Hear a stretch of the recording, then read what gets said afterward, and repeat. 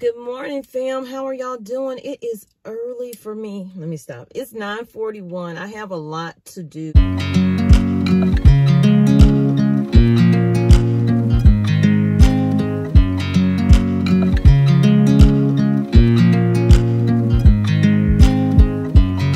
I watch you as you drive. Do you know I'm looking? And I can't help but smile. I have to also get out into the garden and get that stuff started. I got to weed eat. My husband cut the grass, but he didn't have time to weed eat that area, and I need it done. So I'm going to try to do it. I don't know if I'm going to record it. So let's get straight into this breaking news. First of all, welcome to the channel, Tommy's Carolina Homestead. If you are new, I appreciate you stopping by. I hope that you decide to stick around and hit that red button, turn on your notifications. And if you've already subscribed, welcome back. And I hope you've turned on your notifications because there's a lot of news going on. And I don't know how much I'm going to post today, but I'm covering as much as I possibly can. I don't have a whole machine behind me helping me do this. It's just me, okay? And I'm sharing my journey when it comes to being a little more self-reliant with everything going on in the world. So again, welcome to the channel. I want to give a thanks to, let me put my glasses on. I was reading my comments this morning, of course, after I listened to my word, then I got on and I was seeing it. I was like, oh my goodness, okay. So this is from Vivica. I won't say your last name. Vivica says, good morning from Baltimore. Don't know if you've heard that E. coli was found in the water in 3 fire stations in Baltimore. The Department of Public Works has advised that we boil our water before use. How sad is that? Thought I would send you this information because you have such a great following. And I thank you so much, Vivica. And I do have a great group of family / cousin members that follow me here. And I am very appreciative for the tips and ideas you guys give down in the comments, or just letting me know something that's going on that I may not know of. Now, I don't usually, well, I can't usually get to every single one, but the ones that I do see, I try to, leave a comment or maybe turn it into a news cycle for my channel, because I was already working on a different story concerning water. So let's get right into the meat and potatoes of that. So I hope that this video will be informative and that you will decide to give it a like to help the video push more on YouTube so more people will know, because I didn't know. So let's go back to, we're going to start with what I consider the most important one first. So this happened in Baltimore City. The county distributes water amid boil water advisory due to E. coli. I also will have a video with this. Within this video, there will be something for you to watch what they were talking about on the news there. Okay, I'm just going to read a little bit of the article, and I will leave the article link in the description so you can read all of it yourself or watch the video of it. It says, Baltimore City and Baltimore County officials distributed water Tuesday amid a boil water advisory due to E. coli found in water samples in West Baltimore. Authorities on Monday issued a boil water advisory after E. coli was found in the water samples. While officials are confident the E. coli situation had nothing to do with water treatment, they still don't know how it spread. So that's confusing and misleading, because you're saying that it's affecting the water, but you don't think it came from the water treatment facility. Do you think that somebody did it themselves? I mean, that they leave that wide open for so many questions. Okay, so here's where you can get, if you're in this area, and this is why I'm doing the video, really, because a lot of people may not know. And after watching the video, the one lady said that they didn't know. They thought it was one county, then come to find out it kept moving down and down and down.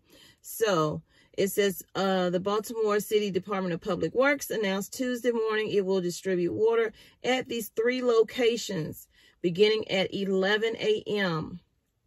Limit 3 gallons per household.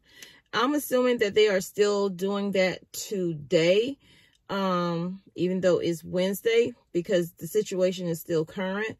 So it says Harlem Park Elementary / Middle School at 1401 West Lafayette Avenue, Middle Branch Park at 3301 Waterview Avenue, and Lansdowne Library at 500 3rd Avenue. So if you're near any of those areas, go out and get you some water if you don't have any. If you have some, then leave that water for people who may not have it. And this is one of the great reasons to start I know y'all know I was going to go there, right? To start stockpiling items for your household. Water is very important. We use it for so many things that we don't think about until we can't use it.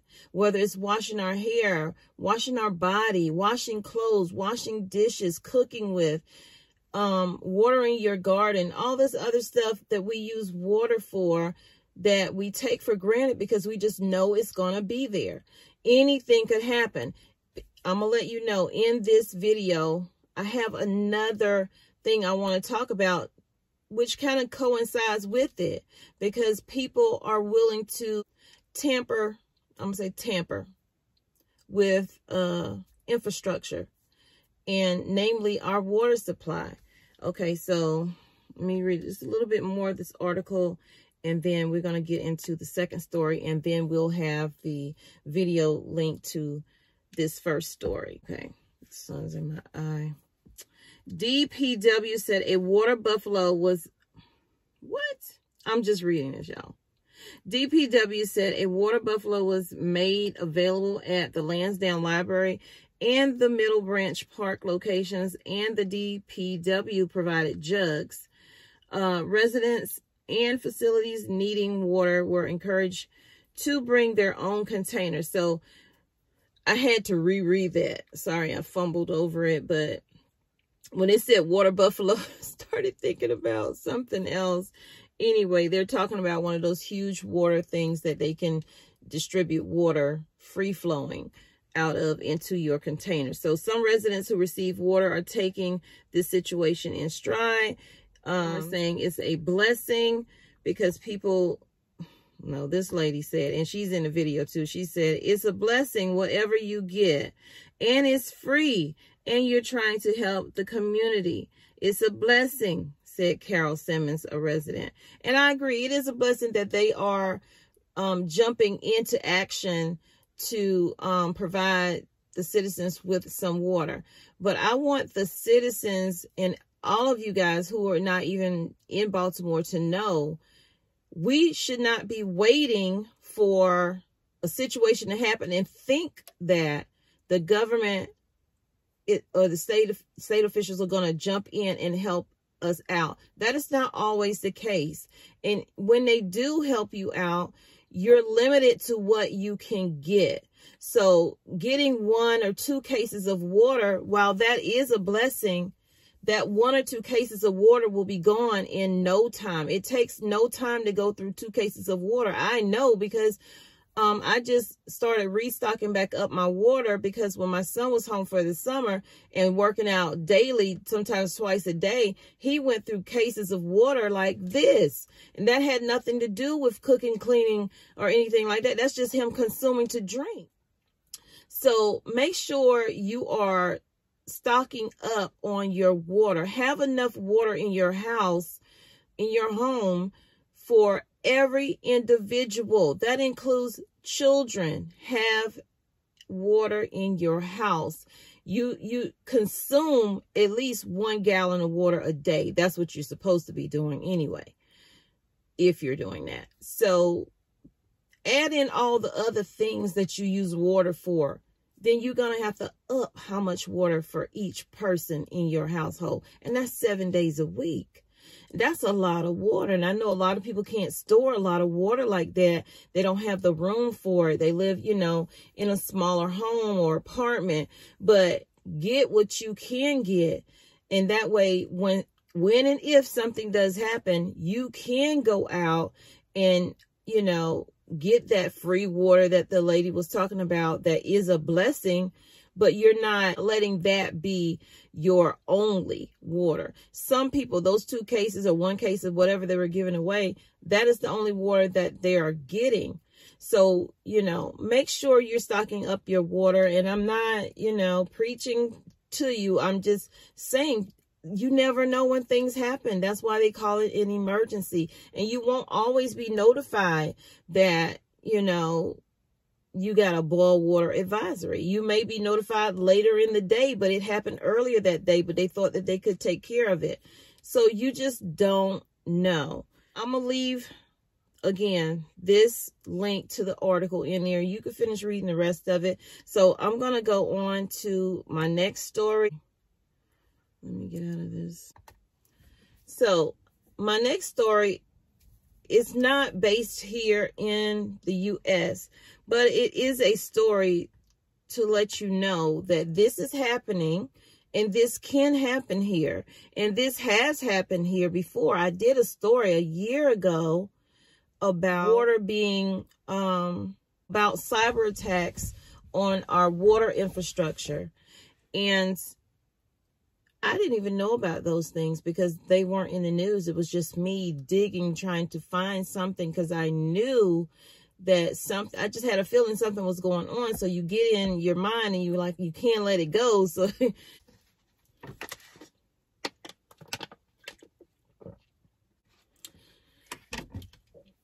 okay, you guys, so I had to take a drink of water. It's early in the morning and my mouth is super dry. So this right here says, cyber hackers target South staff's water. This is another reason to just stock up, you guys, as much as you possibly can. Okay, so a water company has confirmed it was targeted by hackers in a cyber attack. South Staffordshire PLC, the parent company of South Staff Water and Cambridge Water, said its ability to supply water was not affected. If you're wondering where this place is, it is somewhere in London, if I'm not mistaken. It says, posting online, a ransomware group had claimed it was possible to tamper with water supplies. However, this was disputed by the water company. Now, so what they're saying is the ransom group did an online post saying, hey, we are able to do something to your water. Now, this was all in an attempt, I believe, to get money. And you know, they always say don't pay the hackers, just like they did with the Colonial Pipeline when the cyber attack happened and it shut down the pipeline in the South. That was frustrating. So you know that these things can happen because they have happened before. The cybersecurity expert said that the attack did set a worrying precedent because you have to now consider, and I don't know why they are now just considering. I know that the cyber attacks that took place over a year ago were here in the United States, but they're looking for weak spots to attack. Okay, places that, or infrastructure that we're not really thinking they want to attack. Why wouldn't they want to attack the water? How else can you get to thousands and thousands of people? Easily by the water, because most of those infrastructures are still using outdated software. They're not cyber attack ready. Okay, so they can't handle, they don't have the security on their systems that will allow them to know in advance. They'll know, but they'll know way too late, and therefore we will know way too late. South Staffordshire PLC said it was experiencing disruptions to its corporate IT network, but was still supplying safe water to Cambridge Water and South Staff's water customers. Luckily, okay, if that's true, luckily they were able to do that. Ransomware attacks involve criminals breaking into a network and stealing or blocking access to important files until a ransom payment is made. The group demanded payment. So the ransom group that did the cyber attack on the water company did demand payment to prevent the release of internal documents and to explain how it broke into the network. Now, that's crazy. You're going to go online, the group, you're going to go online and say, hey, I just cyber attacked your system. I want you to pay me this. And plus, I'll let you know how I did it so it doesn't happen again. People are insane. Water company said it had to put additional precautionary, and they have that in quotation, measures in place and was working closely with the government while it investigates the hack. Cybersecurity experts have said the drought made water companies a target for cyber criminals and urged companies to be on guard. Although this attack appears to have been relatively benign, it does set a worrying precedent. We don't know how truthful the hackers' claims that they could really easily change the chemical balance of the water are. Okay, right there is letting you know they don't have a system in place, because over a year ago when that attack happened in the United States on the water company, they're choosing smaller towns with water. You know, everybody has water, but they're choosing smaller towns because they know the smaller towns don't have the funding to keep up their system updated to keep ransom attackers out of it, right? The fact that the water company is saying, we don't know how truthful the hackers claim that they could easily change the chemical balance of the water are. You are living in la-la land. That's my new word now. You are living in la-la land because the hackers are telling you it was easy getting in here. So if they're telling you it's easy to get in there, somebody else can get in there. Now, I know, yeah, you shouldn't believe somebody who's doing criminal behavior, but they're telling you, hey, I can get in here. Stop saying that you don't know how truthful it is. I got in. They just didn't do anything. That's why I said they were lucky that nothing happened and that people, you know, water was not affected. But this almost looks like they're not going to do anything to upgrade their system just because they're saying it's not even, they don't know if it's truthful of what the hackers claim. So it says, however, it is something a sophisticated attack could achieve, even with many water companies having robust protections in place. Not all water companies have that in place. They don't. That's why they were so able to get into that water company here, the treatment facility.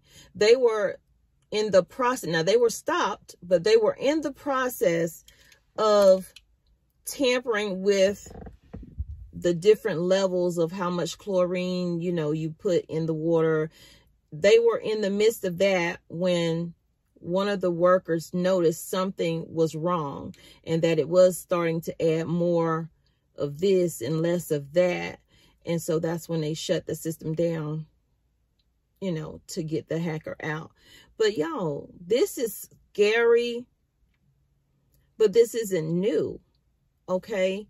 So if they're looking for smaller areas, small towns that they can hack, they're going to do it. Okay. They're just testing the system.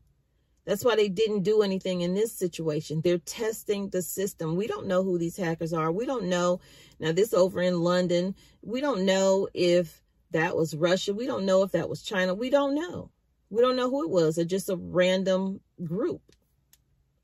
but the people are looking to inflict pain and suffering for their own benefit. They really are. Whether it's your water treatment facilities, whether it's your electricity, power grids, the heat is not the only thing that's going to make that power grid go down. They're testing the system to see how they can get in and how they can cause the most trouble and the most damage. So y'all, protect yourself the best you can. I know it's nothing that you can do, but as far as stopping it yourself, but the one thing you can do is protect your family by going ahead and stocking up on your water, on ways to, and when it comes to power, solar. I know some of those things can be really expensive, but if you can't do the solar, do the generator. You may be able to find a cheap one that could at least give you a little bit of power to your home. It might not power up everything in your home, but a little bit, so that your life is not made worse because the power grid went down due to cyber attacks, severe heat, flooding, any freak incident, okay? So y'all take care. I hope this was informative. Again, I'll leave the links in the description box.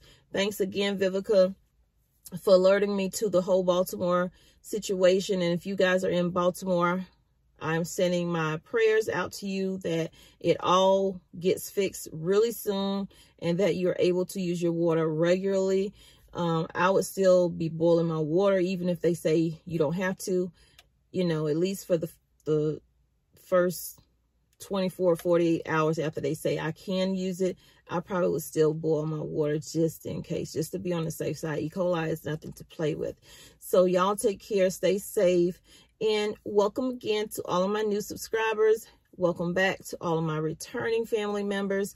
And if you have not joined, I would love for you to hit that red button, become a part of the TCH family here on Tommy's Carolina Homestead. Until next time, I will see you in the next video, which will probably be sometime this evening, okay? Y'all take care. I got to go can some beans and potatoes and get out in that garden and get it cleaned up. So, not enough hours in the day for me. Bye, y'all. We just learned about this today, that the area concerning the E. coli spread or possible E. coli spread has reached its way here into southwest Baltimore County.